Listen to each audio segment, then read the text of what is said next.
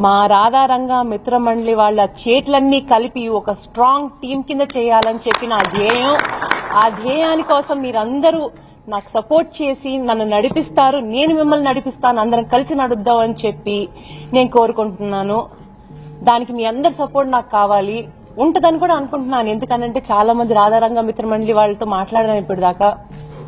ఇంకా మాట్లాడాల్సిన వాళ్ళు చాలా మంది ఉన్నారు. అందరినీ కలుస్తాను, ఎవరిని వదలను, అందరినీ కలుస్తాను. కలిసి వాళ్ళందరినీ ఏకదాటిగా తీసుకొస్తా. ఒక టీం వర్క్ చేస్తాను. ఒక స్ట్రాంగ్ టీం. రాధారంగ మిత్రమండలి అని అంటే ఒక పార్టీకి సంబంధించింది కాదు, అదొక స్ట్రాంగ్ టీం అనేది మనం ప్రూవ్ చేసుకోవాలి ఈ రాష్ట్రంలో, పలు రాష్ట్రాల్లోనూ. కాబట్టి అదే నా ధ్యేయం. చాలా మంది ఇప్పుడు పుకార్లు సృష్టిస్తున్నారు నేను ఒక పార్టీలోకి వెళ్తున్నానని. దాని గురించి ఒక క్లారిటీ ఇస్తున్నాను. ప్రస్తుతం నేను ఎలాంటి పొలిటికల్ డెసిషన్ తీసుకోలేదు.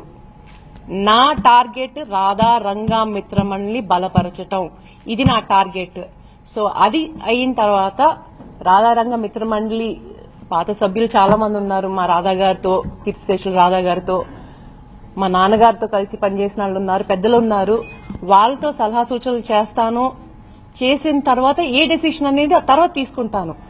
మా రాధారంగ మిత్రమండలి ఇండిపెండెంట్ ఆర్గనైజేషన్, ఏ పార్టీతోనూ సంబంధం లేదండి. ఒక చారిటబుల్ ఆర్గనైజేషన్, హ్యుమానిటేరియన్ ఆర్గనైజేషన్, మనుషులకి సేవ చేయడానికి వచ్చిన ఆర్గనైజేషన్. దాన్ని నేను సపోర్ట్ చేస్తున్నాను, దాన్ని నేను బలపరుస్తాను. ఇది నా మాట.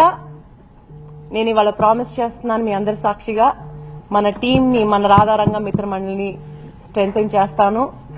అలాగే ఈ ప్రోగ్రామ్ ఆర్గనైజ్ చేసిన రాధారంగ రాయల్స్ వాళ్ళకి చాలా ధన్యవాదాలు. బాలాజీ, హరికృష్ణ, వీళ్ళకి చాలా థ్యాంక్స్. రంగనాడిని